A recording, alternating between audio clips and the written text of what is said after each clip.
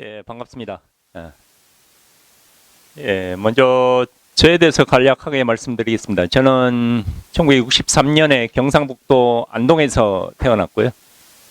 대구에서 초등학교하고 중학교를 다녔고, 고등학교는 서울에서 다녔습니다. 그래서 82년에 서울대학교 법과대학에 입학을 했고, 그래서 그 당시에는 워낙 많은 사람들이 학생운동을 했기 때문에 수석이 입학한 원희룡이부터 시작을 해서 워낙 많은 사람이 입학하고 난 직후부터 학생운동을 했고, 그리고 저도 자연스럽게 학생운동을 하게 됐고, 그러다가 86년에 서울대 구국학생연맹이라는 조직이죠.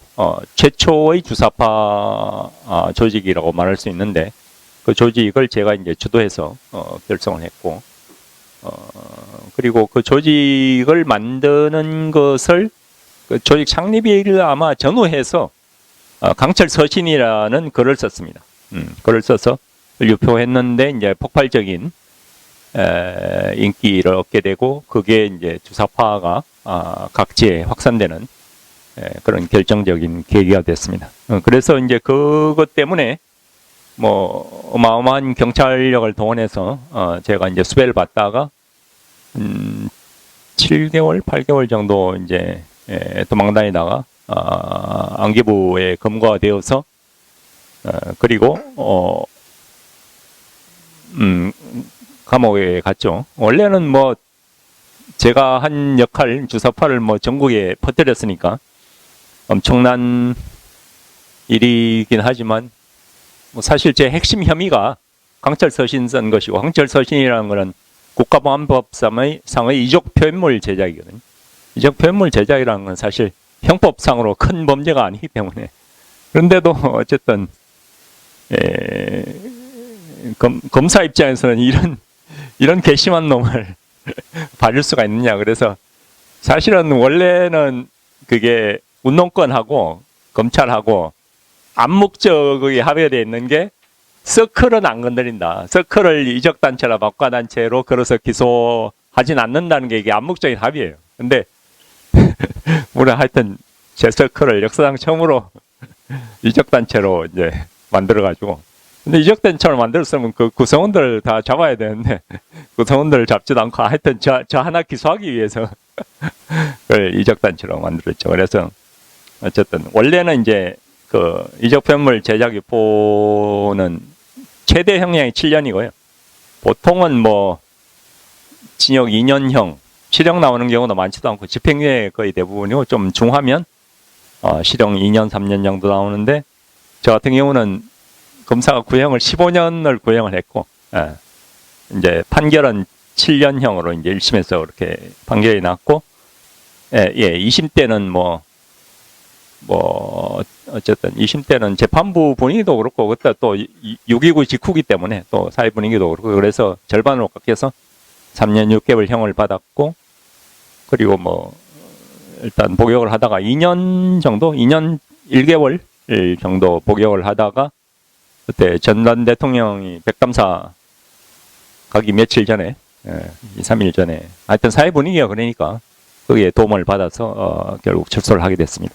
그리고 나온 직후에 또 나오자마자 또 활동을 재개를 해서 반제 청년 동맹이라는 그런 지하 조직을 만들고, 또 그 이후에 민주혁명당, 속칭 민혁당이라는 걸 조직을 만들어서 활동을 했고, 그 와중에 그 민혁당 창립하기 직전에 91년 5월 달에 북한을 비밀리에 방문을 해서 김일성을 만나게 됐습니다. 북한으로 갈 때에는 강화도에서 반잠수정이라고 하는 게 있어요. 이게 사실 흔히 이제 일반인들은 잠수정이라고 생각하는데, 이게 사실 전문가적인 관점에서 전문가들한테 제가 물으니까 그거는 잠수정이 아니래요.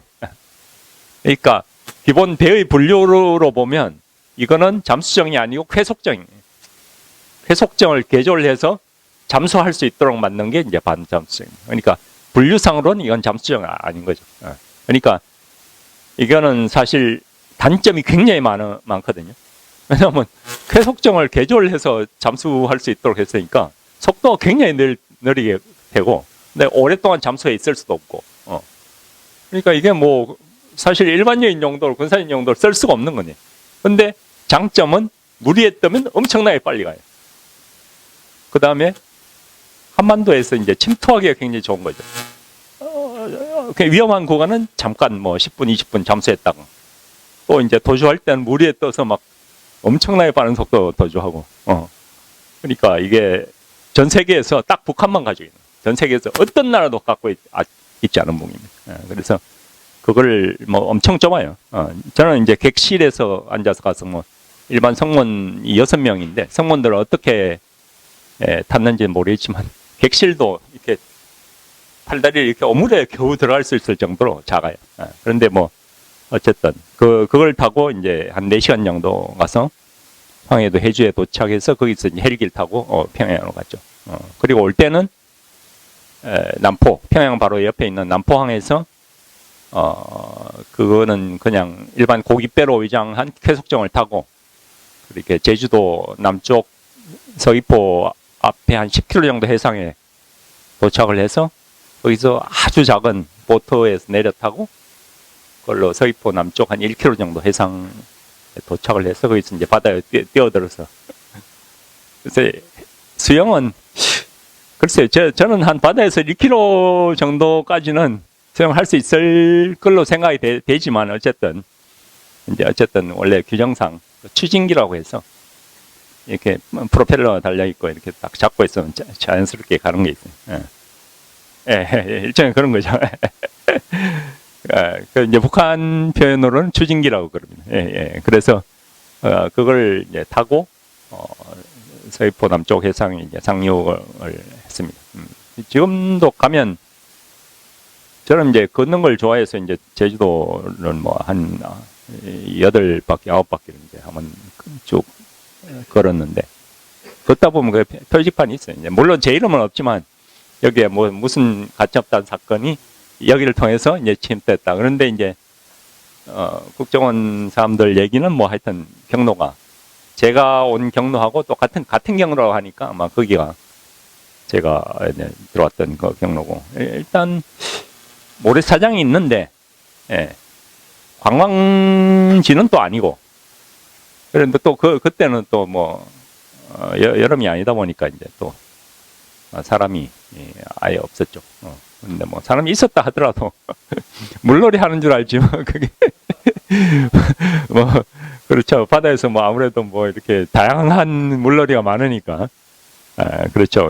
그 뭐 모르겠어요. 한 60년대, 70년대 같았으면 신고했겠지만 그때는 뭐 91년이고 해서 아마 누가 발견했어도 신고 안 했을 것 같아요. 그러니까 뭐 워낙 다양한 물놀이가 있으니까 저런 것도 좀 유행하나 보다 이렇게 생각했죠, 사람들이.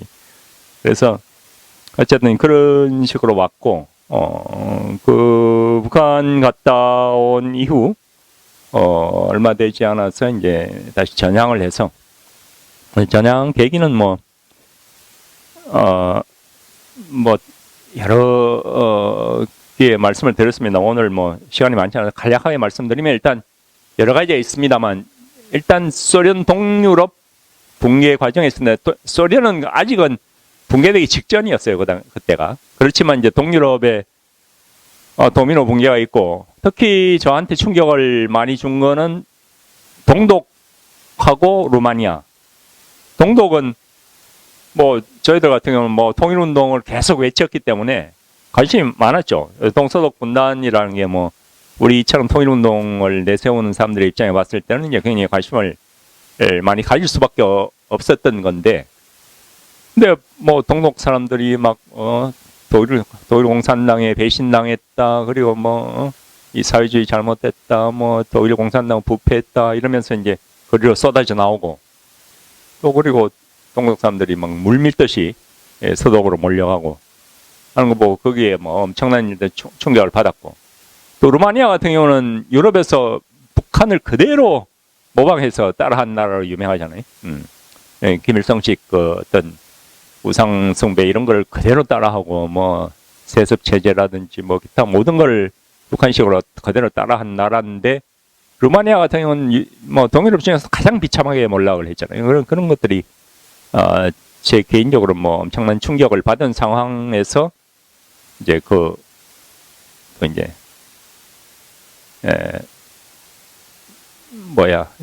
어떤 소련 같은 경우도 굉장히 혼란으로 빠져들고 그러면서 이거는 전통식 사회주의로는 더 이상 안 되겠다라는 그런 생각이 이제 좀 그때는 상당히 강했어요.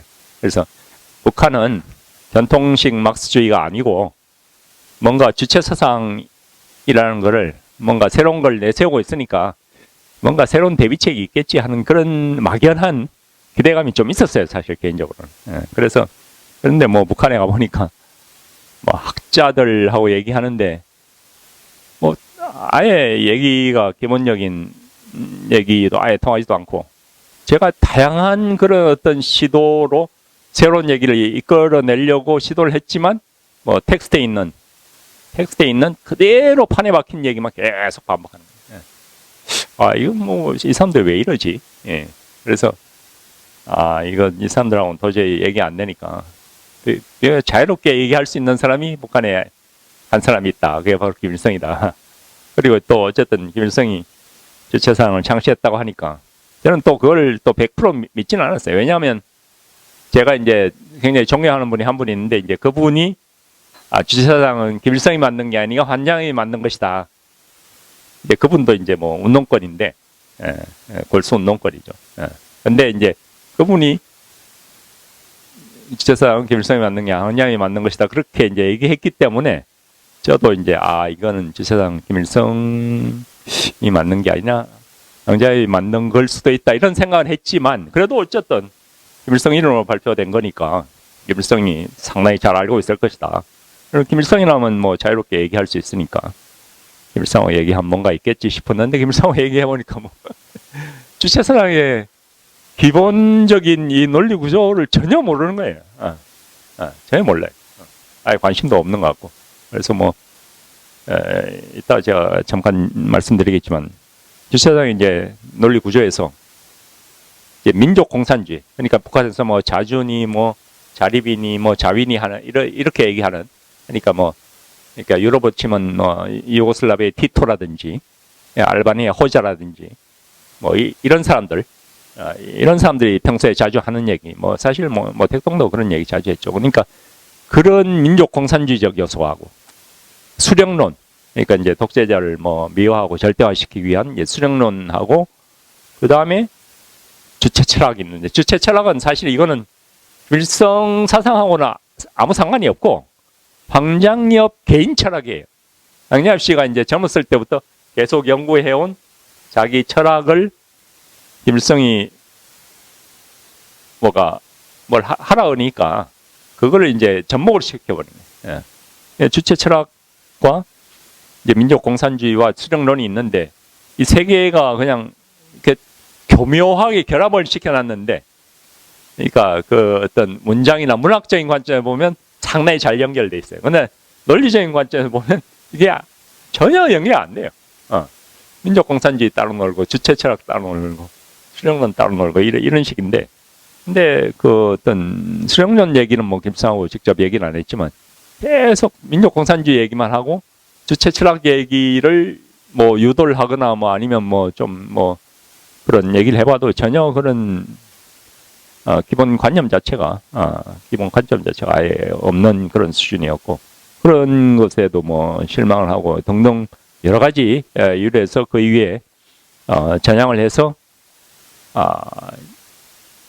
북한 체제는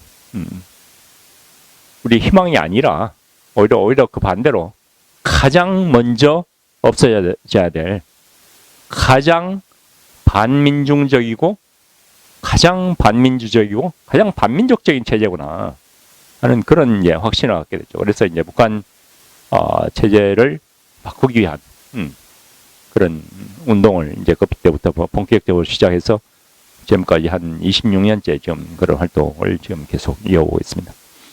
예, 하여튼 서도 좀 길었는데 시간이 좀 많이 없으니까 본격적인 얘기로 좀 들어가서 이제 주체사상에 대해서 길게 얘기하면 뭐 또 그냥 철학적인 얘기 들어가고 재미가 없으니까 간략하게 말씀을 드리면 사실 이제 그 시대적인 배경이 60년대 뭐 북한 선전을 30년대에 만들었다고 하지만 그건 완전히 의지 주장이고 주체사상이 만들어진 건 60년대에 김일성이 황량엽 씨한테 지시를 해서 이제 만들어낸 건데, 그러니까 이제 자기가 쓴 글하고, 그 다음에 자기가 강연한 거하고, 뭐 이런 거를 모아서 이제 황량엽 씨한테 주고, 너 이거 만들어봐. 이제 그렇게 지시를 하니까 이제 그걸 가지고 만든 거예요. 근데 사실 저도, 김일성이 쓴 글이나 뭐 강연이나 이런 거를 많이 연구를 해봤는데 특별한 건 없어요. 그러니까 물론 그 김일성이 한 강연을 그대로 한 게 아니고 그 윤문을 많이 했겠죠. 그래서 상당히 문학적으로 좀 상당히 매끄럽고 그다음에 상당히 좀 멋있게 보이도록 윤문했을 텐데 윤문한 거는 이제 딱 이렇게 느낌이 오지만 그러나 특별한 내용은 없어요. 독창적인 그런 내용은 전혀 발견할 수가 없어요. 그러니까 3세계 공산주의자들이 흔히 할 수 있는 얘기가 대부분이거든요. 뭐 사상에서의 주체, 뭐 정치에서의 자주, 경제에서의 자리, 뭐 국방의 자위, 뭐 이런 얘기 하지만 사실 그런 얘기는 3세계 공산주의자들 흔히 하는 얘기거든요, 사실. 예. 그래서 그런 걸 뭐 특이한 거를 모르게 발견할 수 없는데 어쨌든 그거를 어떤 상당히 이렇게 멋있게 다듬고 거기다 이제 황량엽 씨의 개인 철학인 주체 철학을 가미해서 뭔가를 만들어낸 거죠. 근데 그래서 뭐 그거를 사실은 뭐 전 세계적으로 이렇게 널리 유표했다고 하지만 그걸 진지하게 그나마 좀 진지하게 받아들인 거는 일본하고 인도 뭐 아프리카에 뭐 만들고 하니 이상 이거는 뭐 상당히 순전히 그냥 형식적으로 만든 거고 진지하게 받아들인 건 인도 공산당의 일부 세력하고 일본의 이제 일부 이제 좌파하고만 이제 진지하게 받아들였고 근데 이제 전 세계적으로 별로 관심이 그나마 이제 인도하고 일본의 일부 공산주의자들이 관심을 갖고 받아들인 거는 이제 황량엽 씨의 주체 철학에 대해서 이제 관심을 가진 거죠. 그랬는데 뭐 지금은 뭐 인도도 그렇고 일본도 그렇고 뭐 사실 관심 갖는 사람이 없지만 그런데 그게 사실 제가 아까도 말씀드렸지만 김일성도 그렇고 김일성뿐만 아니라 북한 내 다른 간부들도 그렇고 이거 주체 철학이나 주체 사상에 대해서 이론적인 관심 그리고 이론적인 학습 이런 거는 잘 거의 하지 않는다는 거예요.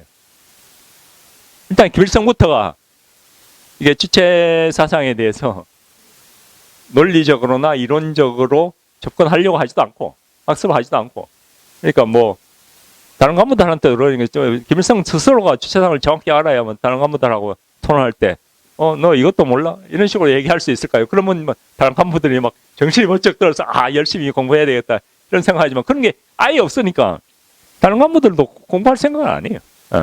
공부할 생각도 하지 않고 물론 이제 핵심적인 거는 김일성이 한 말을 달달달 외워서 그거를 뭘 말할 때 인용을 하면 상당히 유리하다, 성진에 유리하다 이런 건 알죠.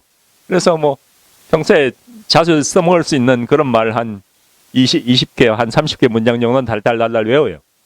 그래서 그걸 뭐 자주 인용을 하고 이런 건 잘하지만 이론적으로 학습하고 이런 걸 전혀 모르고 제가 뭐 북한에서 만난 간부들 뭐 여러 사람이 있지만 주체사상에 대해서 관심도 없고 알지도 못하고 그런 사람들이 대부분이고 그래서 북한이 주체사상에 대해서 이데올로기적으로 상당히 크게 내세우고 있다 이렇게 얘기는 하지만 제가 볼 때는 북한에서 주체사상은 이데올로기가 아니라 종교다.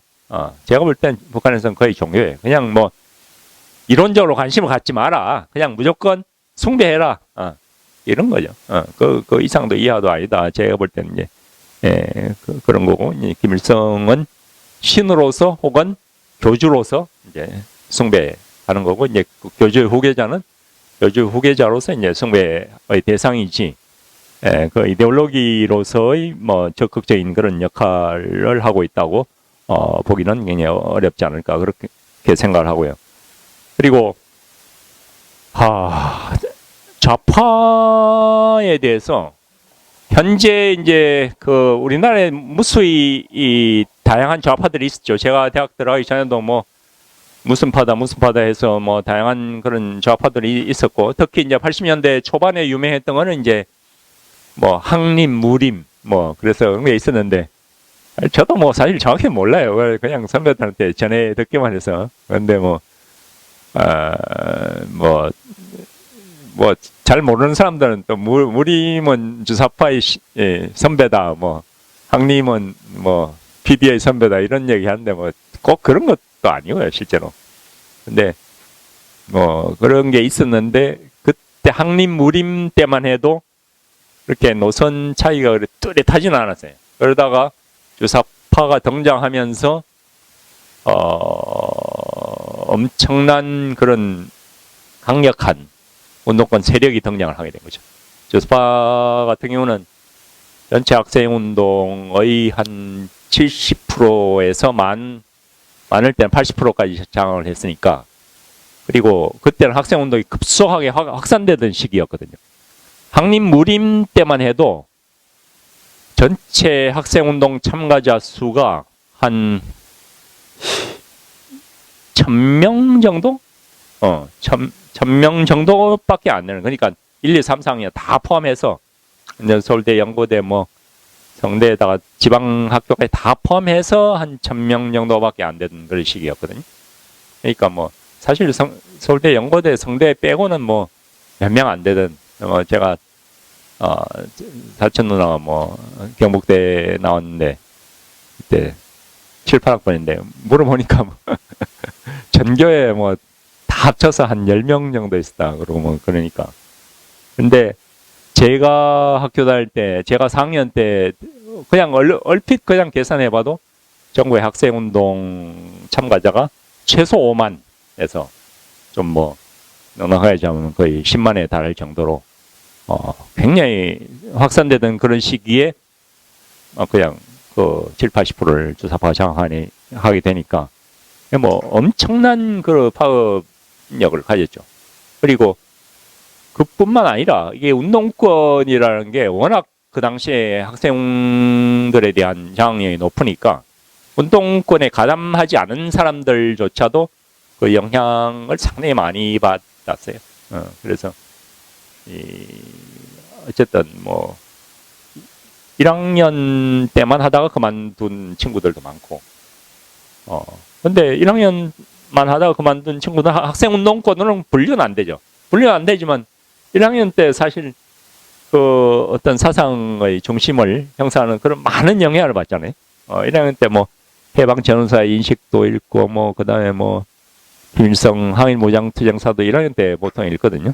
근데 그런 거를 보면서 상당히 그 영향이 오래 가게 된다는 거예요. 그래서 그런 사람들까지 합치면 서울대에서 서울대 81학번부터 한 87학번까지 요 세대의 거의 70% 정도는 학생운동의 직간접적인 영향을 받았다, 이렇게 보게 될 것 같고, 그러니까 이것이 오랜 세월 동안 그 영향이 이제 지속되고 있다고 봐야죠. 그래서 좀 제 선후배들 이제 만나보면 저처럼 오랫동안 이런 걸 고민을 한 사람이 아니고 그냥 아예 관심을 딱 끊고 그냥 아예 생각을 안 하는 거죠. 신문도 안 보고 그냥 24시간 고시 공부만 하고, 그래서 이제 딱 합격해서는 뭐 또 연수원 가면 또 성적을 좋게 받아야 되잖아요. 그러니까 뭐 연수원 가서도 그냥 24시간 공부를 하는 거죠. 갔다가 또 뭐 검사 임명받거나 판사 임명받고, 그래서 뭐 하여튼 뭐 계속 그렇게 인생을 살아온 친구가 한 20년 지나서 만나보니까 사회에 대한 생각이 대학교 1학년 거기서 딱 멈춰 있는 거예요. 대학교 1학년 그 수준에서 딱 멈춰 있어. 그러니까 우리가 그 당시에 후배들 교육할 때 그 해방전사 인식 이란지 그런 어떤 좌파들에서는 한국 현대사 김일성 한일 무장투쟁사 등등 그런 교육했을 때 그 생각에 딱 머물러 있어요. 그러니까 우리는 흔히 이제 일반인들은 운동권 오래 한 사람들이 더 이제 좌파적이고 대학교 1학년 때 잠깐 했던 그런 사람들은 전혀 그런데 물들지 않았을 것 같다. 흔히 그렇게 생각하지만 그게 아니더라고요. 그러니까 이 사회 각계각층에 미치는 영향이 굉장히 크고, 그리고 이것이 갖고 있는 네트워크라는 건 어마무시한 네트워크다 하는 거예요. 그러니까 제 아내가 한때 지금은 안 하지만 한 20몇 년 전에 그 무역업을 한 적이 잠깐 있었어요. 하는데 하여튼 무역업이라는 게 사실 여러 가지에 많이 걸리는 게 많거든요. 통관에서도 많이 걸릴 수도 있고, 그다음에 식품 수입을 많이 했었는데, 식품 검역이라는 게 또 굉장히 까다로운 규정들이 많아가지고, 걸리는 이유가 많은데, 그때마다, 누구냐.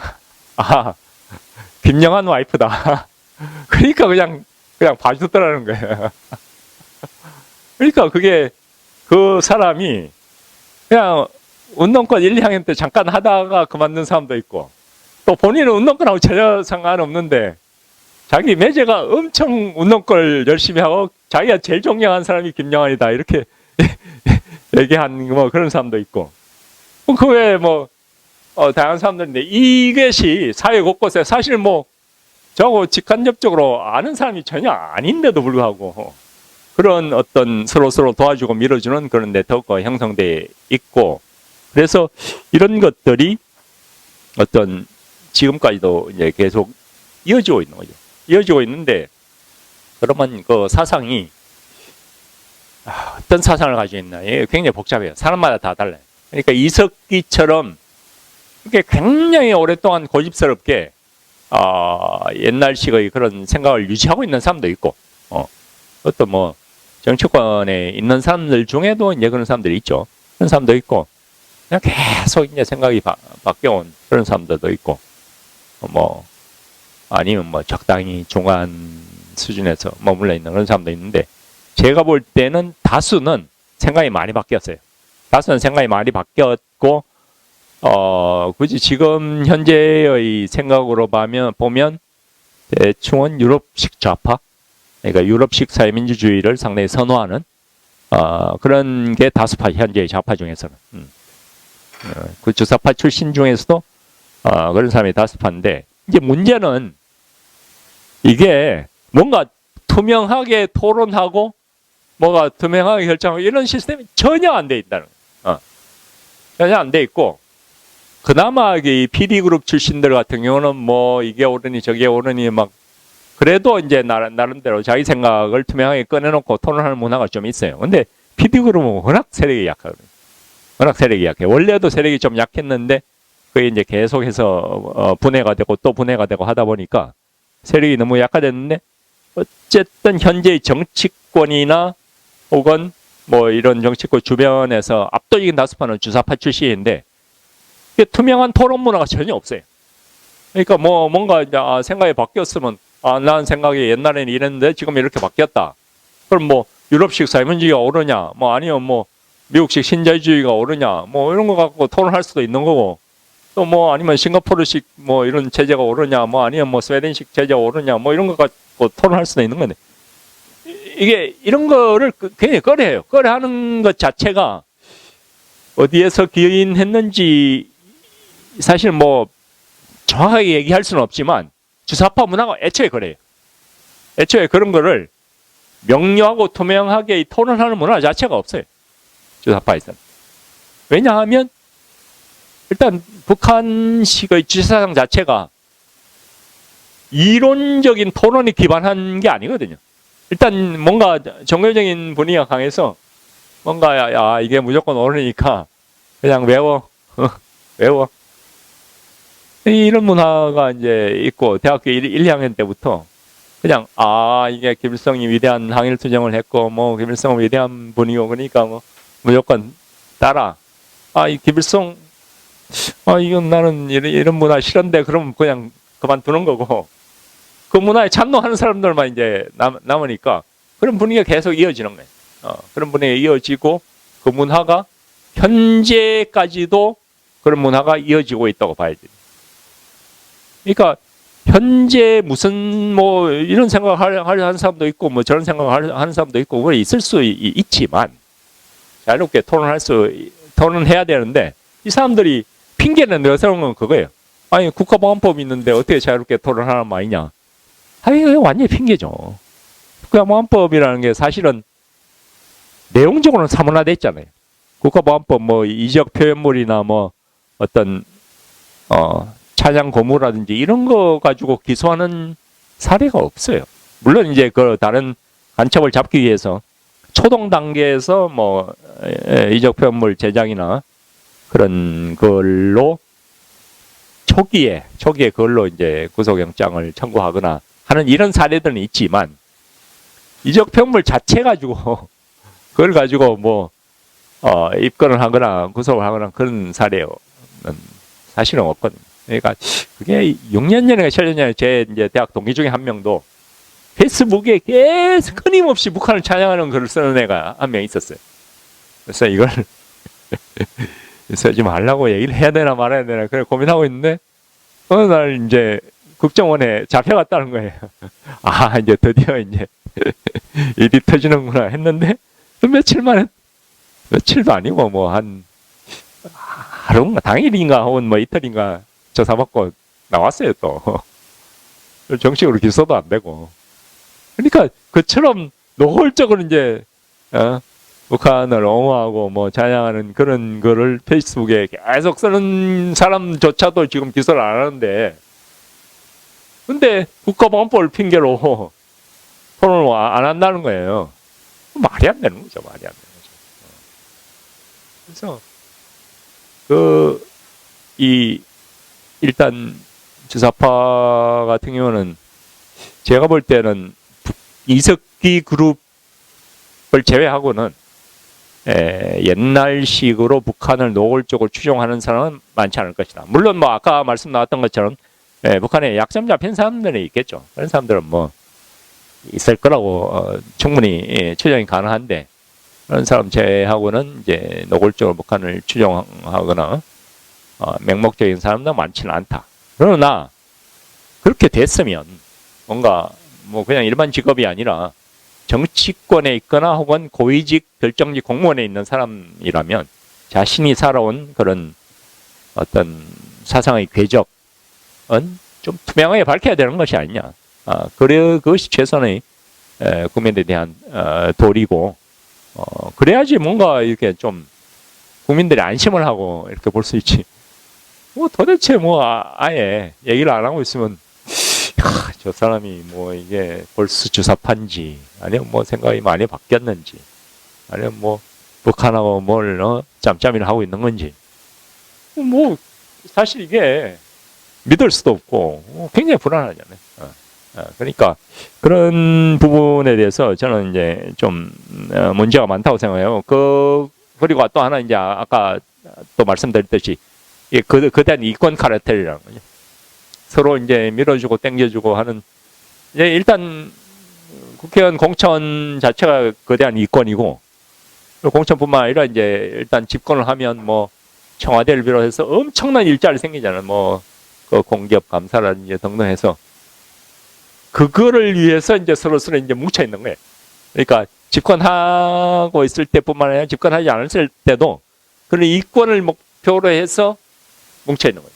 그런 자리를 탐하지 않는 사람이라 하더라도 예를 들어서 뭐 그런 뭐 연구원들 같은 경우에 일단 그런 뭐 연구소 이런 데 자리를 이제 또 잡을 수 있는 기회가 대폭 늘어난 것도 있고 자리뿐만 아니라 그런 어떤 국가에서 내려오는 각종 이렇게 프로젝트들이 많이 있거든요. 그런 프로젝트에 참가해서 뭐 원고료라도 뭐 받고 이렇게 하려면 정권이 바뀌어야 되고 또 정권이 바뀌었을 때 자기가 거기에 참여하기 위해서는 그것도 인적 네트워크를 계속 유지하는 거죠. 그래서 그런 네트워크를 유지하기 위해서 이 그룹이 싫어하는 그런 행동하지 않는 거예요. 그래서 이건 좀 국민들한테 우리가 투명하게 밝혀야 되지 않느냐. 우리가 좀 꺼내놓고 솔직하게 토론해야 되지 않느냐. 이렇게 얘기하는 사람이 있어야 되는데 사실은 정상적으로 보면 그런 사람이 왜 안 나오느냐. 이 이권 네트워크 때문에. 이권 네트워크. 여기에 뭔가 튀는 행동을 했을 때는 여기서 제외된다는 거예요. 그래서 이런 것들이 뭔가 대학교 1, 2학년 때 물론 순수한 마음으로 시작했겠지만 지금은 굉장히 불건전하게 변질되었고 그래서 그런 것이 이 본인들의 어떤 발전을 위해서도 굉장히 부정적일 뿐만 아니라 이런 사람들이 결국은 이제 집권해서 사회를 장악하고 이끌게 됐을 때 뭔가 국가를 위해서도 부정적인 영향을 많이 미치고 있는 것이 아니냐 저는 이제 그렇게 생각합니다. 시간이 좀 많이 없기 때문에 일단 제 말씀을 그 정도로 드리고 마치겠습니다. 우리 김용환 그 대표님은 제가 그 부산에서 그 탈북자 강제 북송 반대를 이제 이해란 박사가 이제 부산에 내려오면서부터 이제 시작했습니다. 그 전에 요 자생초 그 옥인교회 앞에서 하다가 부산에서 좀 이제 이렇게 생명버스라는 100대를 만들어 가지고 서울로 가서 우리가 하자라고 주창을 해 가지고 탈북자 강제 북송 반대를 할 때 그때 이제 김영한 우리 대표님이 그 전에 전향을 하셔가지고 탈북자들을 이제 구출을 좀 많이 했습니다. 그래서 이제 중국한테 잡혀가지고 고초를 당하시고 북한에서도 이제 그 친구를 이제 북송을 하라 이렇게 이제 뭐 떨어졌다는 것도 있었습니다. 그래가지고 우리가 김영한 그 대표로 우리가 이제 구출해야 된다. 강제 북송하면 안 된다. 이분을 이제 한국에 데려와야 된다라고 우리가 막 기독교 행사를 통해 가지고 막 기도하고 막 서울도 막 많이 왔다 갔다 하고 했어요.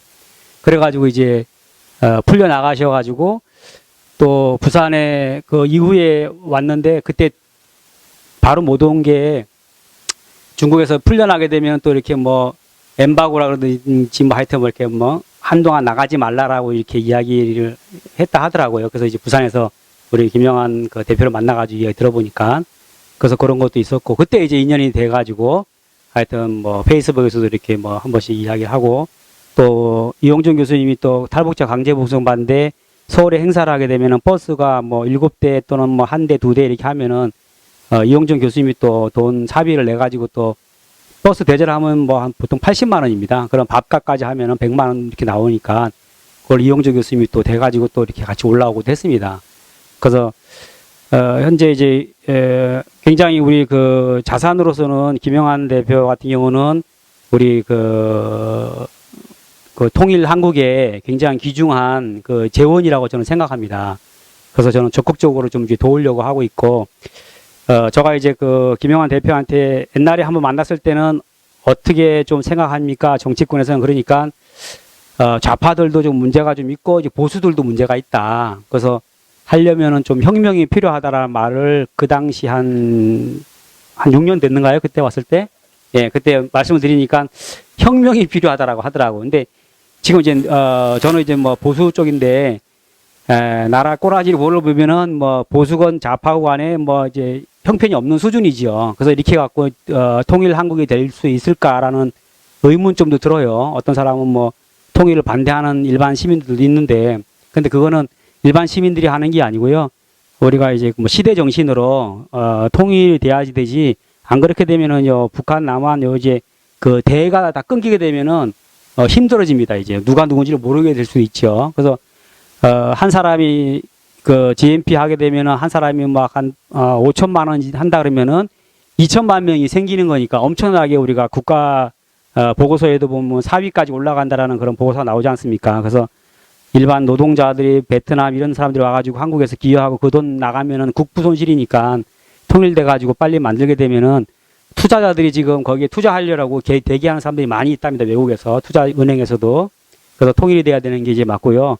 우리 그 김영한 대표한테는 제가 하나 질문 드리면은, 그러면 요새 뭐 그 문재인 정부에서 뭐 좌파 뭐 이렇게 쭉인데 좌파의 최종적으로 끝은 저는 그 이제 종북 세력이라고 봅니다. 예, 좌파 순수한 좌파가 아니고 종북 세력의 끈이 닿아 있다. 얼마 전에 뭐 어저께도 뭐 은수미 같은 경우는 뭐 조선노동당 그 사회주의 동맹 전치 그 국장까지 한 사람이 국회의원하고 지금 2년 구형을 법정에서 구속됐는데 굉장히 지금 윤석열 정부에서 들어와서 좋은 신호라고 지금 보여집니다. 그러면 김영환 대표는 그러면 임종석이가 지금 이제 아까 그 이권 카르텔에서 지금 이제 태양광이라든지 조국이는 지금 이제 스마트 LED라든지 시내 버스, 시내 전철 이런 데 안에 그 이제 환경 저감 이런 게 다 이제 조국이나 스마트 LED 같은 경우는 다 조국이가 다 작업을 한 겁니다. 그래서 이 김종석이는 태양광 쪽에 다 했는데 거기에 대해서 한번 생각이 있으면 한번 말씀 한번 해주시죠. 임종석이 같은 경우 이권 카르텔에 대해서. 예. 예, 그런 구체적인 내용에 대해서는 제가 사실 정확히 잘 모르니까, 말씀드리기 어렵고, 태양광 같은 경우는 하여튼 온갖 다양한 비리들이, 총결합이 돼 있는 거죠. 총결합이 돼 있다는 거는 제가 기자들한테도 많이, 한 5, 6년 전부터 많이 들었던 얘기고, 그래서, 운동권뿐만 아니라 다양하게 이제 다 많은 사람들이 이제 비리에 참여를 했는데 아무래도 이제 문재인 정부에서 강력하게 밀다 보니까 아무래도 운동권 출신들이 많이 이제 가담이 돼 있는 것 같습니다. 그게 물론 이제 청와대 고위직 임종석을 포함해서 청와대 고위직이 관여돼 있을 것이라는 그 심은 이제 자연스럽게 들긴 하지만 그런 관련돼 있는 정황을 전혀 알지 못하기 때문에 제가 그런 건 자신 있게 말씀드리기는 어렵고요. 그런데 그런 하여튼 태양광 사업을 굉장히 강력하게 이렇게 열심히 하던 운동권 출신 몇몇 사람들의 행태로 봐서 자기가 어떤 동원할 수 있는 연줄은 다 동원을 했기 때문에 임종석하고는 굉장히 절친하던 사람이고 절친하다고 해서 그게 꼭 어떤 커넥션이 있다는 증거는 아니지만 어쨌든 그런 연출을 총동원했을 것이다 이런 막연하게 그냥 추측만 하고 있는 그런 정도입니다. 우리 김영환 선생님을 무척 뵙고 싶었습니다. 전 짧게 얘기를 하겠습니다. 전번에 제가 어디서 기사를 읽었는데 우리 김영환 선생이 북한의 민주화에 대해서 상당히 관심이 많다고 그래서 그거를 추진한다고 얘기를 들었는데 제가 한번 묻고 싶은 게 딱 하나입니다. 지금 북한에 그럴 수 있는 틈이 있습니까? 북한의 민주화가 일어날 수 있는 틈이 있는지를 묻고 싶습니다. 제가 지금. 그다음에 아까 지금 우리 김영환 선생이 말씀하시는 것 중에 처음에 북한에서 알게 모르게 들어오는 그 주체 사상에 대해서 본인이 호감을 갖고 서울대학교 내 전국의 그러니까 주사파들을 갖다가 창설한 거나 다름없는데 일단은 그걸 확인차 북한을 가봐서 최고의 건부인 그 김일성을 만나보고 나서 실망을 해서 지금 주체 사상에 대해서 실망을 했다 그러지만 처음에 주체 사상에 대한 호감에서 출발한 것이 주체 사상으로 무장을 한 상태에서 지금 주체 사상을 완전히 버렸는지 아니면 주체 사상이 아직도 좋은지 그걸 좀 알고 싶은 것이 두 번째입니다. 저는 두 가지만 질문을 하고 싶습니다. 먼저 앞서 말씀하신 질문에 대해서 답변을 하자면 사실 이제 북한 체제 지금 약점은 분명히 많이 있습니다만 그런데 그 혁명의 관점에 볼 때는 혁명을 위한 그런 틈이 있느냐? 이게 좀 그렇죠. 확실히 그 틈이라는 게 뚜렷하게 눈에 보이는 틈은 없죠. 그래서 저희들 이제 북한 내부에 있는 동지들이 사실은 대단히 뛰어난 사람들입니다만 계속 희생이 되죠. 총살을 당한다든지 정치범 수용소에 간다든지 이렇게 계속해서 동지들이 희생이 되고 있는데 그래서 가끔 참 그런 부분에 대해서 회의가 될 때도 있어요. 우리가 괜히 이 일을 시작해서 계속 북한 내부에 아까운 인재들만 희생시키는 거 아니냐. 과연 텀이라는 게 있어서 그거를 명확한 텀이 있어서 그걸 뭐 집요하게 추진한다기보다는 막연하게 일이 오르니까 정말 오르니까 한다는 그런 관점에서 하고 있는데, 근데 뭐 사실 눈에 보이는 뚜렷한 그런 커다란 변화는 없고, 뭐 한꺼번에 대량으로 희생되지는 않지만 뭐 한 명씩 두 명씩 이렇게 계속 총살되고 뭐 정치용성소에 가고 하니까 그런 부분에 대해서는 좀 가끔 이제 안타까울 때가 있는데, 그렇다고 해서 그걸 멈출 수는 없지 않느냐 하는 거죠. 그렇다고 해서 우리가 북한 민주화 혁명이라는 이런 정말 시대적인 중대한 과제를 멈추고 우리가 포기했을 때 정말 뭔가 정말 동시대인, 그리고 우리들 후손들에게 정말 떳떳하게 얘기할 수 있느냐 하는 거죠. 그래서 그런 측면에서 당장은 뭐 떳떳하게 빛이 보이지 않더라도 뭔가를 해야지 뭐 어떤 우리 동시대인이 아니더라도 나중에 뒤에 오는 그런 사람들이 뭔가 그것에 힘을 얻거나 혹은 그것이 동기화 되어서 뭔가 새로운 변화의 물결이 생기지 않겠느냐, 뭐 그런 어떤 관점에서 지금 하고 있습니다. 네. 하나는 북한 헌법하고 우리나라 헌법하고 이렇게 비교를 해보니까 연방제고 뭐고 갖다 붙일 수가 없어요. 북한 헌법은 삼권 분립이 없습니다. 그거는 완전히 김일성 일가를 위한 헌법이거든요. 뭐 행정부도 없고 국회도 없고 아무것도 없어요. 그러니까 이게 뭐 연방주의라는 게 말이 되지를 않아요. 그러면 저는 김대중 대통령이 얘기한 낮은 단계 연방제 사기라고 생각할 수밖에 없었어요. 제가 최근에 1, 2년 전에 국회에서 한 세미나에 가서 그 헌법 비교한 걸 듣고서 이런 걸 가지고 온 국민이 이게 사기를 당했나? 이런 생각이 들었어요. 그 부분에 대해서 한번 좀 견해를 좀 말씀해 주시면 좋겠고요. 또 하나는 지금 거대한 이해관계 카르텔이라고 말씀하셨는데, 사실 지금 그거로 만연이 돼 있습니다. 지금 뭐 태양광부터 해가지고 지금 이거 걷어내려면 우파가 지금 힘을 다해서 이걸 해야 되는데, 우파는 지금 뭐가 뭔지 좀 동서남북을 모르고 있어요. 어떻게 이걸 해야 될지 두 가지 좀 여쭤보겠습니다. 예. 일단 북한에서 이제 60년대 이제 김일성이 얘기한 뭐 고려 연방제라든지, 그 다음에 이제 북한에서 그걸 뭐 공식적으로 변경한 적은 없지만 내용적으로 조금씩 이제 변경을 해오긴 했죠. 그리고 어떤 뭐 노태우 대통령이 제기한 뭐 그거는 연방제하고는 좀 다른 그런 국가연합 비슷한 그런 게 있고, 뭐 또 김대중 전 대통령이 얘기한 것은 뭐 그거하고 또 조금 다른 그 중간 정도의 그런 개념이었고, 근데 등등 어쨌든 이게 제가 볼 때는 정상적으로 그 어떤 형태로든 남북한의 체제가 이렇게 연방 혹은 준연방식으로 결합해서 뭘 한다는 것은 사실 불가능하다고 저는 보고 있습니다.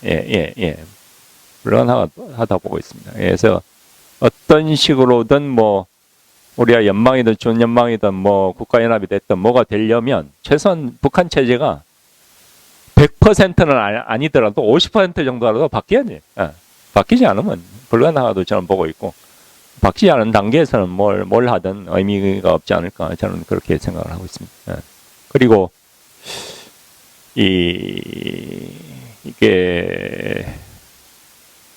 그러니까 좌파의 거대한 이 카르텔, 이거는 이게 쉽지 않은 것 같아요. 이게 뭔가 사회에서 커다란 그런 문제 혹은 뭐 어떤 세력의 뭐 독점 이런 거를 해결하기 위해서는 그것과 비슷한 수준 혹은 그보다 약간 작지만 거의 버금가는 수준의 세력이 있어야 되는데 세력이 없어요. 말씀하셨는데요. 그 정치학에서 얘기하는 걸 잠깐만 설명드리겠습니다.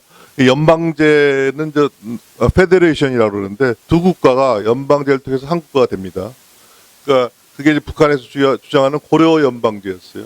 그리고 연합이라는 게 컨페데레이션입니다. 그러니까 두 국가가 연대 형태로서 컨페데레이션 하다가 한 국가로 바뀐 거예요. 남한 쪽에서는 그 밑에 걸 주장했어요. 그런데 북한에서 고려 연방제를 1960년대, 70년대에 많이 주장하다가 요새 주장하지 않는 이유가 뭐냐면 정치학자에 의하면 연방제에서는 힘이 강한 쪽이 유리하고 그쪽으로 흡수가 된다고 합니다. 근데 지금 북한이 힘이 약해지니까 경제력이 약해지니까 그 고려 연방제 얘기를 안 하고 심지어 낮은 단계의 연방제란 말도 쓰고 그러는 거라고 얘기하고 있습니다. 네. 저 차세대 미래전략연구원의 부원장으로 있는 유일기라고 합니다. 네, 반갑습니다. 예, 오늘 저 말씀 잘 들었고 저도 사실 여러 가지로 우리 김영환 대표님에 대해서 많이 들었기 때문에 궁금해서 왔는데요. 저는 두 가지 점을 상당히 공감하는데 첫째는 아까 말한 그 이익 카르텔. 그래서 제가 문재인 정부 때 유튜브를 통해서 그들만의 리그 이권 카르텔 공화국이라는 것 갖다가 한번 제가 녹화한 적이 있거든요.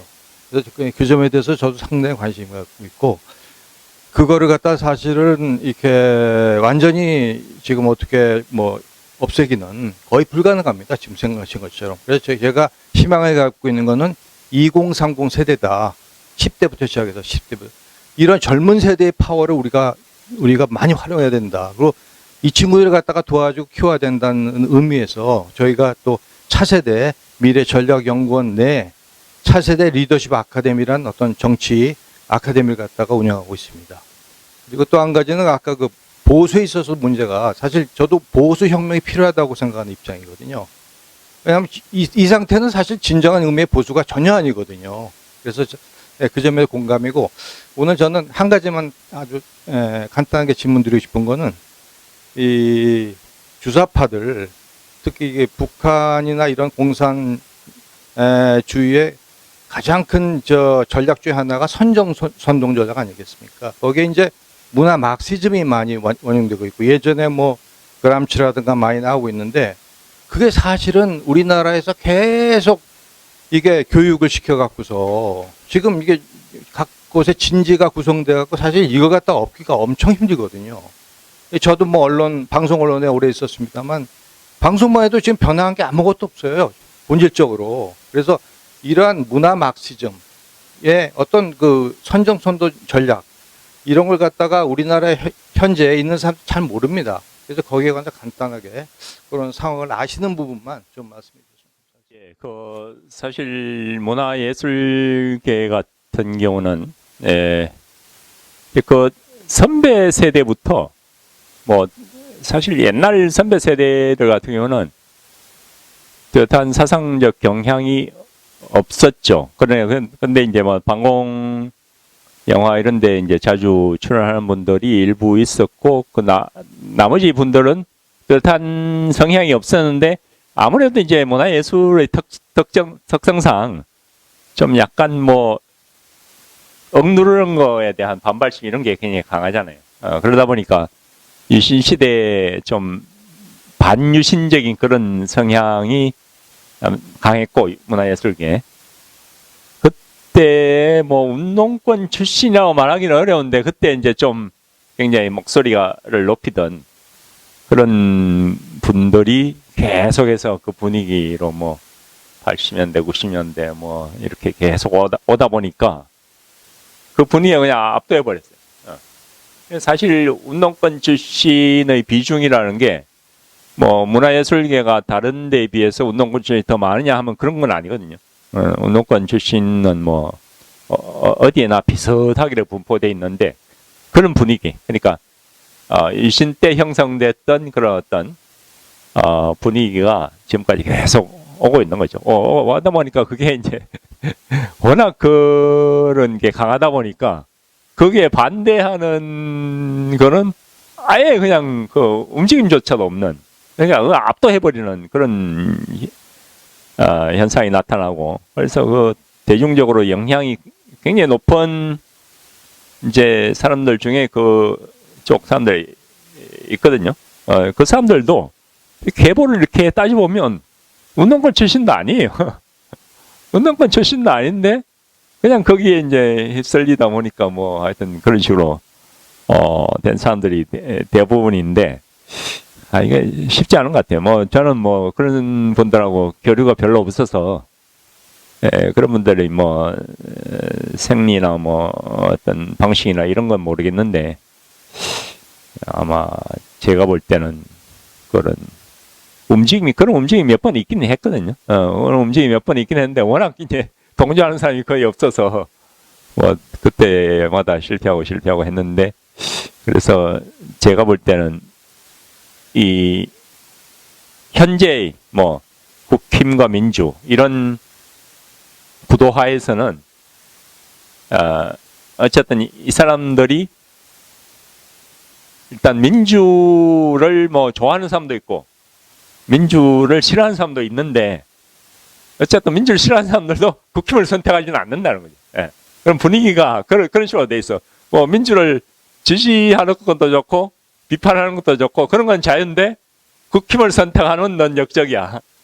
이런 분위기가 딱 그런 형성이 돼 있어요. 그래서 그거를 바꾸는 거는 정말 어려운 것 같아요. 제가 뭐 직접적인 결론은 없지만 간접적으로 얘기는 여러 번 들어봤는데 아예 그 분위기가 너무나 그게 오랫동안 압도적인 그런 분위기가 돼서 그럼 뭐 제가 해결책을 그쪽은 뭐 제가 잘 모르는 분야이기 때문에 해결책을 제시하기는 뭐 좀 어려운 것 같은데 그러니까 그게 이 정치적인 문제에서 좀 한 발 떨어져서 그냥 순수하게 뭐 어떤 뭐 이론적인 얘기하고 뭐 아니면 뭐 그런 역사적인 얘기하고 그런 얘기에 통하는 사람이 꽤 많대요.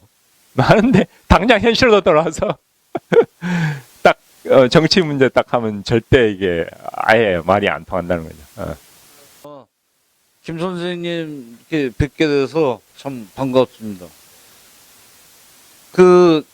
지금 정권을 잡고 거기에 연관된 카르텔이 형성돼가지고 하다못해 뭘 할래도 그쪽에 그게 대의지 되고 이제 이런 정권을 못 차지하게 해야 되는데 그 근간에는 뭐가 있냐면 우리 세대들도 우리 바로 아버지 세대들이 겪었던 해방 전후사에 대해서 몰라요.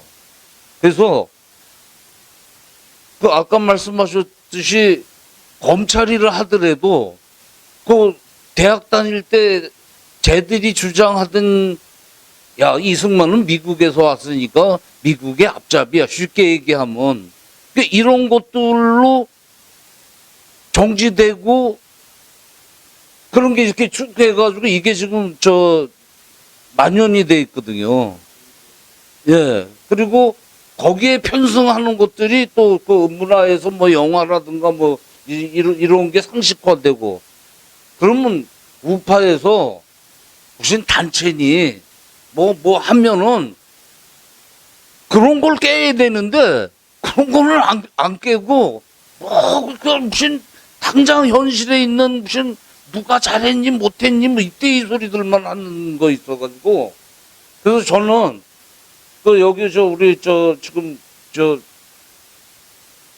이 교수님이나 선배님이랑 구체적으로 뭐를 하려고 그러냐면 해방 전후사 해방되고 6.25 때까지 5년간 쟤들이 어떤 일을 벌였나 쟤들이 얘기하는 국회 불락지 사건의 내막이 뭐고 4.3 사건의 내막이 뭐고 뭐 그런 것들 성시비기가 누구고 지금 운동권들이 하는 게 그때부터 계속 연결되어 온 똑같은 짓들을 하고 있다 이런 거를 알리는 작업들을 해야 되는데 그래서 그거를 지금 하려고 그러는 거거든요.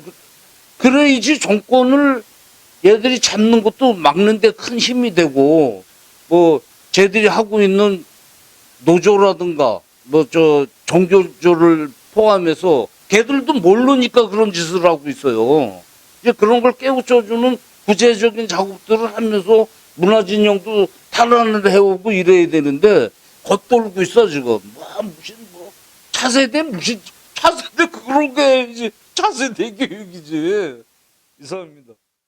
예, 대단히 좋은 말씀이고요. 하여튼, 저도 그렇습니다. 그래서 이 사람들이 역사에 대해서도 잘 모르고, 우리나라 건국의 기초라든지, 우리의 어떤 기본 건국 정신이라든지, 이런 거에 대해서 너무 모르고, 그런 것에 대해서 교육을 해야 될 분들이 이제 교사들인데, 교사들 같은 경우도 그런 데 대한 관점이 올바르지 않은 경우도 많고, 특히 그런 걸 이제 주로 교육하는 사람들이 역사교사들이잖아요. 근데 역사교사들 같은 경우 더 이렇게 좀 편향이 좀 심한 경우가 많기 때문에 그런 굉장히 좀 상당히 굉장히 우려스러운 부분인데, 어쨌든 지금 방법이 없어요. 그래서 박근혜 정부 때도 그걸 바꾸기 위해서 온갖 노력을 다 했지만 잘 안 됐잖아요. 그래서 제가 볼 때는 좀 시간을 갖고 장기적으로 접근해야 될 부분인가 그렇게 생각합니다.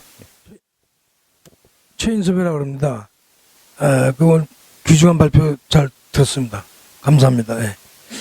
이 제가 지금 드리는 질문이 우리 김 대표님한테 적절한지 혹은 이 자리에서 이런 질문하는 게 적절한지 잘 모르겠습니다만, 아까 얘기한 그 주사파 이런 거에 이제 심취하기 시작하셔가지고 급기야는 북한에 가서 김일성까지 만나시게 되고 돌아오면서 여러 가지 다양한 생각을 갖게 되면서 이제 주사파에 대한 회의가 들고 급기야는 거기서 이제 탈출하게 되시고 이런 일인데, 지금 자꾸만 우리나라 현실을 보면 지금 주로 얘기하면 주사파니 저건 이제 대학생 집단의 전대협이니 해가지고 또 우리가 명명하지는 못하지만 보이지 않는 또 좌파 세력들이 많이 사회에 있을 겁니다 아마.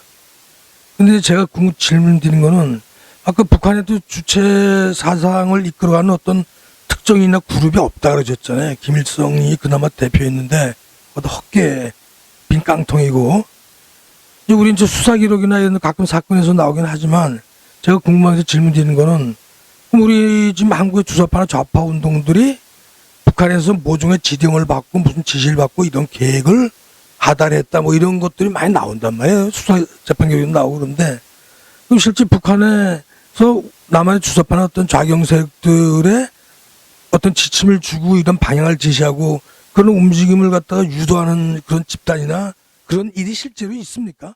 북한하고 연계된 세력들에 대해서 북한이 이제 지령을 내리죠. 근데 이제 제가 당시에 활동했던 당시에는 이제 그게 당시에 이제 연결 방식이 제가 이제 북한에 연락하는 방식은 무전 방식 그 하나밖에 없었고, 그리고 북한이 이제 저한테 연락하는 방식은 그 암호문, 암호문, 그러니까 평양 방송에서 하는 그 숫자 방송 그거였죠.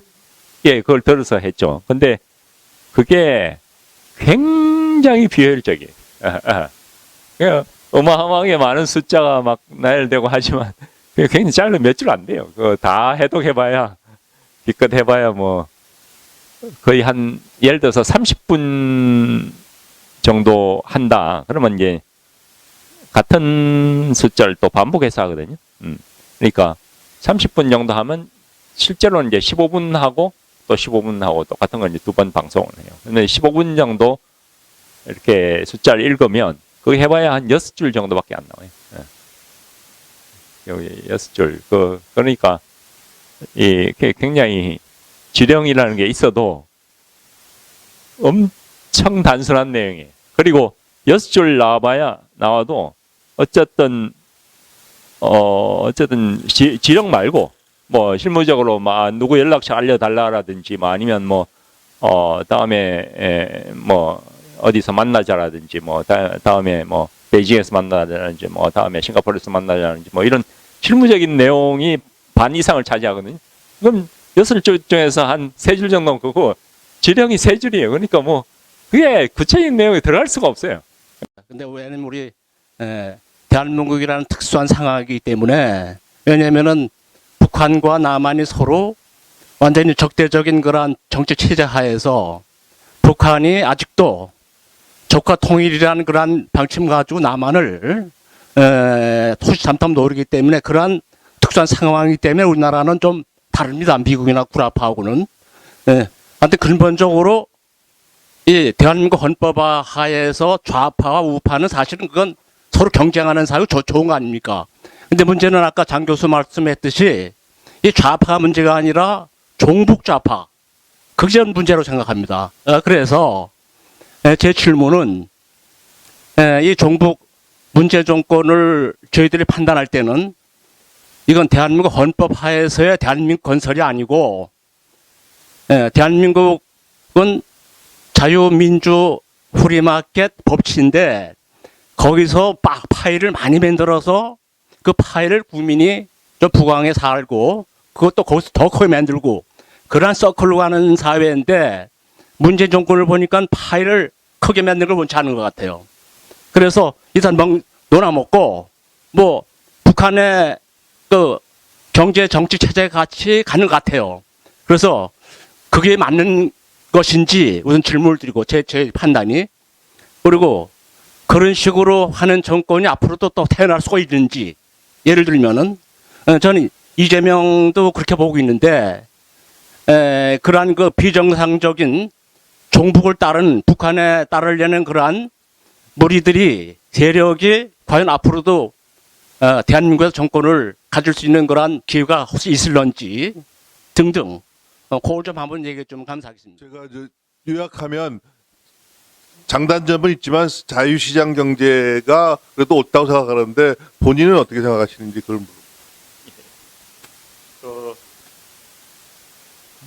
저는 뭐 일단 개인적으로는 뭐 자유시장 경제에 대한 뭐 압도적인 지지를 하는 그런 입장이고요.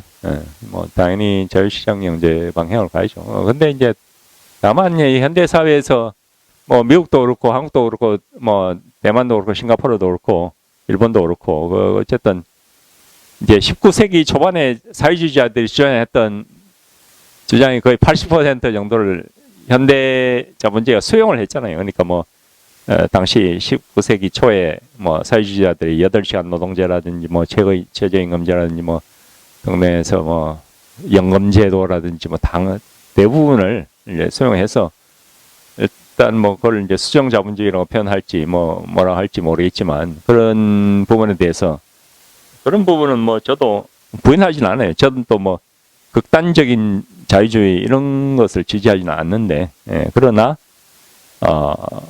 기본적으로는 시장경제 방향으로 가야 된다 그런 생각을 하고요. 그리고 문재인 정부 같은 경우는 뭐 명실상부한 운동권 정권이었죠. 명실상부한 운동권 정권이었고 노무현 정부는 사실 운동권 정권이긴 했죠. 이긴 했지만 그러나 어쨌든 노무현이라는 사람은 개인적으로 운동권 출신이 아닐 뿐만 아니라 그건 뭐 중요한 부분이 아니고 그리고 또 워낙 이게 생각이 자유로운 그런 양반이어서 굉장히 그 뭐 한미 FTA 이런 것도 적극적으로 추진을 하고 뭐 아프간 파병 같은 경우도 운동권이 막 정말 집요하게 반대했었거든요. 한미 FTA 같은 경우도 그랬고 아프간 파병 같은 경우도 그렇고 운동권이 아주 정말 집요하게 반대했는데도 그걸 이제 국익 차원에서 밀어붙였죠. 그러니까 어쨌든 그런 부분에 대해서 노무현뿐만 아니라 뭐 안희정 이광재가 그 당시 뭐 강력하게 그거를 노무현 대통령에 대해서 지지를 그렇게 하라고 한미 FTA 밀어붙이고 아프간 파병 밀어붙이라 이런 그런 걸 지지했기 때문에 뭐 개인적으로 뭐 안희정 같은 경우는 개인적인 사정 때문에 지금 뭐 거의 정치권에서 멀어지긴 했지만 어쨌든 그런 부분에 대해서는 역사적인 공로가 있는 거 아닌가 이런 생각이 드는데 문재인 정부는 그런 게 아예 없어요. 그 노무현이 개인적으로 그렇게 결단했던 그런 모습을 아예 안 보여주거든요. 그러니까 뭔가 운동권이 싫어할 만한 건 아예 건드리지도 않는 거예요. 그러니까 그런 것들이 이제 좀 차이가 있었고 이재명이 만약에 집권하게 되면 어떨 거냐. 어쨌든 문재인하고는 상당히 많이 다르지 않을까 이런 예상을 해봐요. 왜냐하면 일단 이재명도 운동권 출신은 아니거든요. 운동권 출신은 아니고 그래서 지금 뭐 운동권 등에 올라타긴 했지만 뭔가 이 노무현 같은 경우는 좀 중요한 고비에 오른쪽으로 갔는데 이재명은 중요한 고비에 또 왼쪽으로 갈 수도 있어요. 운동권보다 더 왼쪽으로 갈 수도 있어요. 그거는 뭐 충분히 가능성이 있는데 어쨌든 운동권한테 고분고분하지는 않을 것 같아요. 예. 문재인 같은 경우 뭐 거의 그냥 운동권 얘기하는 거 뭐 다 들어주고 거기에 뭐 그냥 운동권하고 다 서로 좋게 가자 뭐 이런 식이었는데 이재명은 개인적인 스타일상 운동권 위에 군림하려고 하지 운동권한테 고분고분하게 끌려가지는 않을 것 같고 그리고 어쨌든 운동권 위에 군림을 하든 뭐 하든 운동권하고 손을 잡고 적극적으로 그게 그걸 업혀가든 뭐 업어가든 하지 않으면 최소한 앞으로 한 우리나라 5년 전이요. 그러니까 한 10년에서 길면 15년까지는 민주당에서는 뭐 그렇지 않으면 대통령 되는 게 불가능하죠. 그렇지 않으면 대통령 되는 게 불가능하니까 그런 게 어느 정도는 반복되지 않을까 그렇게 생각합니다. 김영환 대표님이 중요한 정확한 지적을 해주신 것 같아요. 그러니까 더불어민주당 싫다, 문재인 정부 싫다. 그렇지만 국민의힘당 더 싫다. 이게 아마 탄핵의 뿌리인 것 같아요. 그래서 뭐 전문가는 아니시지만 만약 내년 총선이 있습니다. 내후년에 총선이 있는데 총선에서 뭐 고용주 대표 같은 사람 해갖고 뭐 국민의힘당을 우호적인 한 20석이라도 얻는 그런 정당을 뭐랄까 자유 우파 순수 반공 정당이라고 그럴까 그런 정당으로 만드는 것에 대해서 견해는 어떠세요?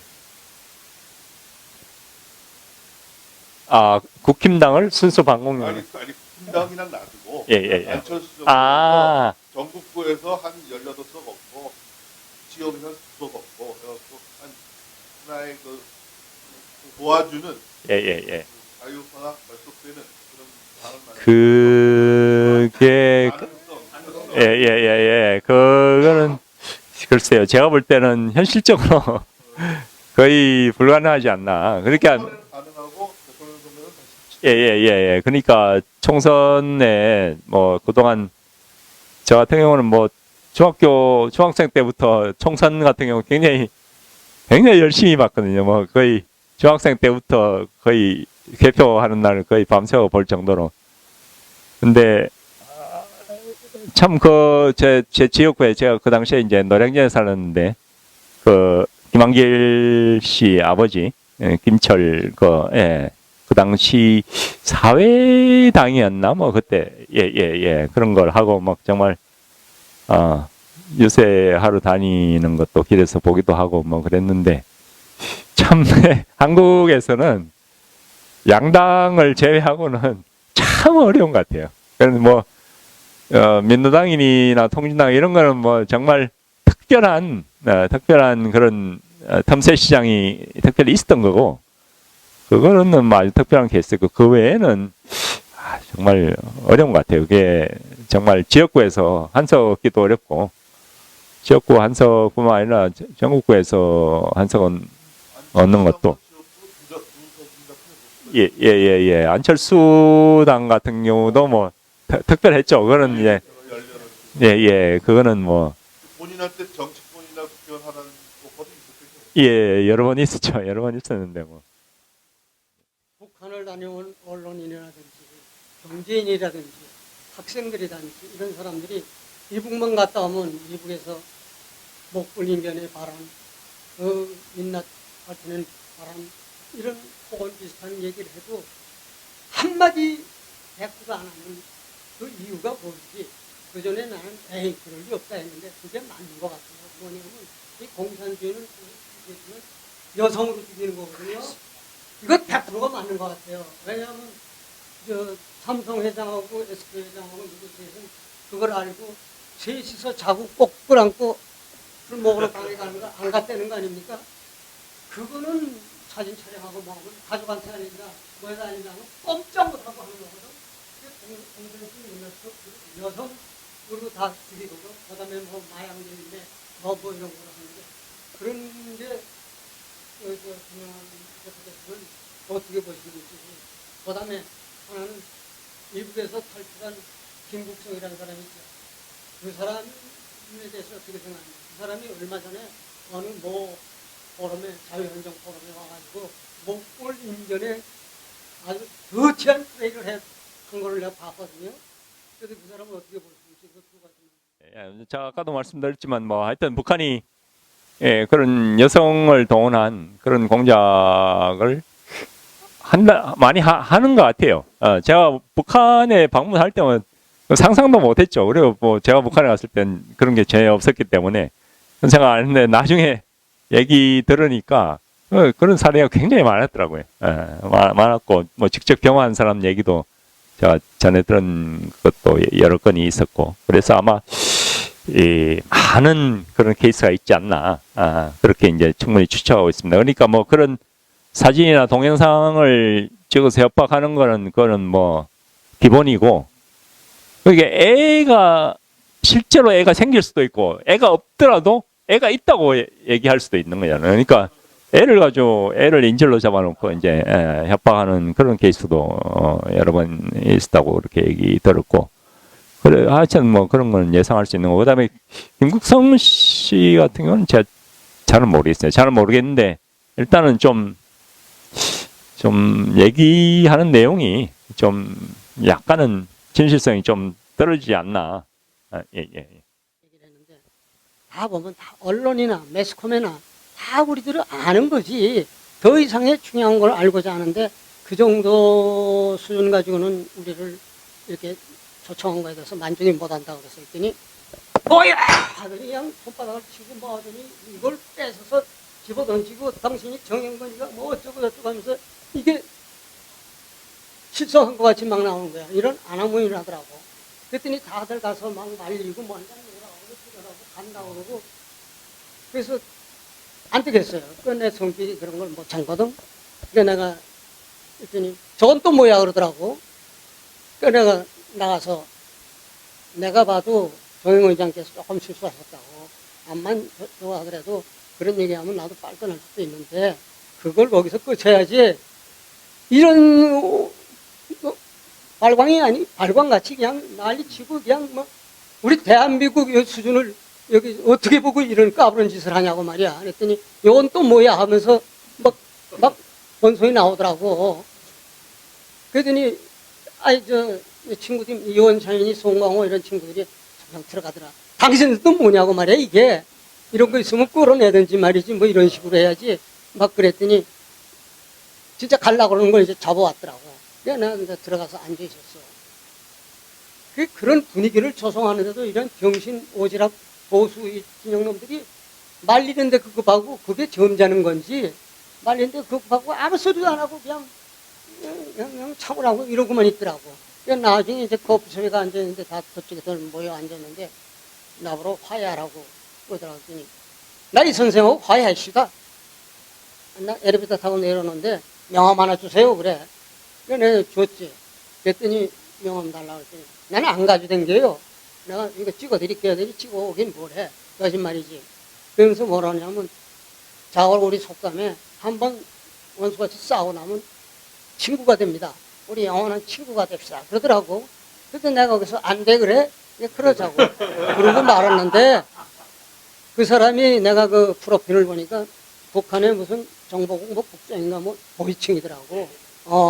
근데 그놈이 연사 이렇게 가서 그런 행동을 좀 한대요. 그걸 우리 정부 안에서 그걸 용납하면 됩니까? 점잖게 탈리든지 하든지 못하게 해야지. 안 하면 인으로 굴더라고. 예, 뭐 이렇게 고명하신 분들 앞에서 말씀드릴 수 있는 기회를 갖게 돼서 영광이고요. 예, 이렇게 정말 국가에 대해서 그리고 국가의 미래에 대해서 진심으로 걱정하고 그다음에 노력하는 이런 분들이 더 많아지고 이런 노력들이 합쳐질 때 뭔가 나라에 미래에 조금이나마 희망이 생기게 되지 않을까 그런 생각을 하고 앞으로 더 많은 관심을 모아주시기를 바랍니다. 감사합니다. 네, 우리 장시간 발표와 토론해 주신 우리 김영환 대표님에게 다시 한번 박수 부탁드리겠습니다. 감사합니다.